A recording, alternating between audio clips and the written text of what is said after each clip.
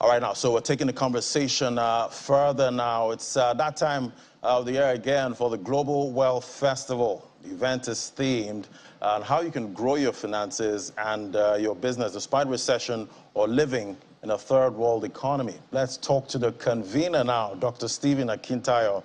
Join us via Zoom. Great to have you on the program. Thank you. Thank you for having me. How are you doing today? Yeah, you're practically a friend of the house at this point. But what inspired the Global Wealth Festival, originally, and why do you think it's important, for Nigerians of today? Well, we realized that, thank you for having me, by the way. We realized that the concept of wealth has been distorted amongst Africans. Years ago, foreign religion came into Africa, and we lost our initial heritage where we celebrate the concept of being wealthy. So you see, the Westerners came and gave us religion, took our wealth, told us we should focus on going to heaven, and we don't need to bother about being wealthy here on earth. And years later, Africa is a impoverished poverty capital of the world, and people are no longer thinking of how do we create wealth? What's the concept of real wealth creation in a legitimate way? So we felt both those at home and those in diaspora are struggling. $10 an hour, $15 an hour, 15 hours a day job for many in diaspora, literally throwing away their dreams and struggling. I would say we need to bring back that conversation. That's why we started with US, Dallas, Texas, and we did London episode, and now we're bringing it to Nigeria. Quite interesting. And, you've had, all those episodes in, different countries coming down to Nigeria. Great. But can you tell us the impact of the ones you've had, in other countries? Huge. It was amazing. Dallas, we had Grant Cardone. He's a top real estate guru. Over $8 billion in real estate assets, and several other speakers who are African Americans and Nigerians as well, who are in diaspora, who share their story, how they built. We had the first female to own a bank in the US. She shared her experience, and what we saw with participants was they were so excited. There was that joy that I can make it even here. Because what happened with a lot of people who migrate to diaspora, US, UK, or other parts of the world, we throw away our dreams. We literally tell ourselves we can't make it in those parts of the world. And that is probably just for the whites or for a certain set of people. And with that conference and you seeing people who have made it in that economy, it gave a lot of the participants hope. We got fantastic testimony. London edition, one of the speakers was Alexandra Musu, has 2 Guinness Book of Record, Nigerian, but grew up in the UK, was the first to be known for the ringtone, having Afro beats on ringtone, did the first most expensive phone, most expensive suits. And so how did you do it? How did you succeed in the UK economy despite being Black? And that conversation was just amazing. And we were excited. We are pushing this move. And I do remember those ringtones you talked about back there. But in the lead up to elections in Nigeria, there's a lot of uncertainty in the business and finance community. What's your view on the situation, and how can the younger generation create certainty around their finances? Well, the truth is that you and I have to become personally responsible for our finances. Politicians will promise us, heaven and earth. We all know that election period, there's nothing they will say to get our votes, but we have to face the reality. You and I are responsible for the outcome of our lives. And there is so much opportunity in Nigeria. And what we've decided to do is to say, we will bring to you people who have made it in Nigeria. We're going to be having Dr. Cosmos Maduka. Cosmos Maduka started Charities with 200 Naira in the same Nigeria. Okay? And his assets is over $1 billion today. How did he do it? So what we've done is to say we will assemble people who are not just thriving, but exceptionally successful despite the challenges in Nigeria, and we'll have them talk to us and share their own journey of how they've been able to do it so that you and I can take responsibility. Ultimately, I've said this a million times. The wealth of a nation is directly proportional to the wealth of the citizens. And don't let any politician deceive you.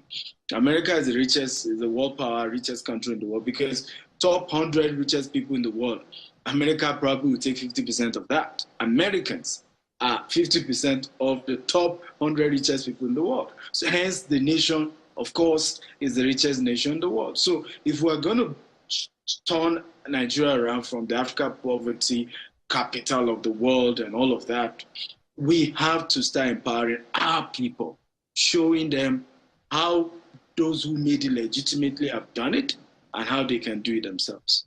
I guess we have to make our people rich, at this point so that they can pay more taxes and the government can actually, get more at this time. But what unique factor would you say Nigerian leadership is lacking and is something business leaders can easily answer to? Well, I think the relationship between, the business leaders and those in politics is too wide. I feel we need to bring it closer. And I'm talking about, I'm not saying that entrepreneurs necessarily need to go into politics, but that when you as a politician become empowered and now you've been elected, you need to close the gap with those who are practically on ground doing business and say, how do we solve your sector? What do we do? I'm not necessarily giving you a title or a position, but can I add you to a conversation on how we can solve the problem in power sector, in the real estate sector, in the oil and gas sector, and not just play politics with the recommendation, but genuinely seek to work together. And we've seen that work in other parts of the world where business leaders are helping policymakers execute transformational concepts and policies to change that particular nation. So I feel that's important. We need to close that gap. I hope in the next government, 2023, that will happen. Quite interesting. But your company, GTEX Holdings, you're present in countries like the UK, US, Dubai, and the rest. But in terms of growing finances, what is the main key that is obtainable in those economies that you think we can, reenact here in Nigeria? Beautiful. I think number one is the fact that ease to doing business. Dubai and US and UK, you don't need to know anybody to get anything done. You need a document, you need support from government. It's not a function of the president is my brother or the senator is my cousin. You can just get what you need the proper way. Also is the, access to funds. I've always shared how, opening corporate bank accounts in different countries, they were asking us how much loan do we need? What financing do we need? You can't get that in Nigeria.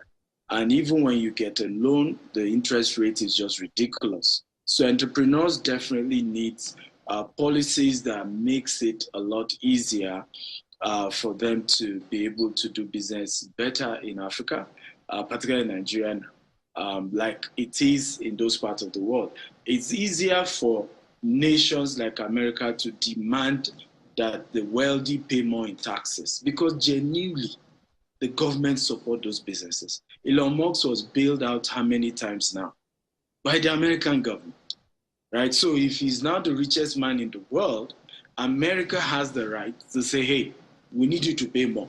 Because we know how many times we helped you, right? We know how many tax incentives, tax break we've given to your business because you are into the renewable energy sector. So these governments need to get involved in helping, knowing that the success of businesses is the success of the administration. It means there will be more jobs. It means you can have more in taxes. It means that the people the development can take place because government can't do everything. So yes, we've seen a better we've operated businesses in different sectors or different countries that are way better in terms of the infrastructure. But we also believe that can happen in Nigeria. We just need our leaders to be willing, genuinely willing to change things. And I hope they will. I hope we all just can hope, my brother. Right, we're hopeful, we are. But for many who want to attend, the event, is it a free event? See, you have a number of, internationally acclaimed speakers coming. So I want to know, is it free? Well, nothing of value is free. Right. But what we've done is to subsidize the event, where people can even, right now as we're watching this, get a 50% discount, further discount on the event if they are getting their tickets today. So you can just visit globalwealthfestival.com and then use the coupon code GWF Lagos. With that code, they will get extra 50% discount if they are getting their tickets today for the event. We have, Les Brown, we have Robert Kiyosaki, Brian Tracy, amongst others coming. They have done a recorded session because they're not coming physically. Done a recorded session that will be played during the event. And we have, of course, other speakers who are coming physically. And we really look forward to having a very great time. I'm just excited about it. I'm sure it'll be very interesting, and I'm sure you have my ticket waiting, for me somewhere. You have to be. You have to be. All right, thank you so much, Dr. Stephen Akintayo, convener, Global Wealth Festival. It's great having you on the show.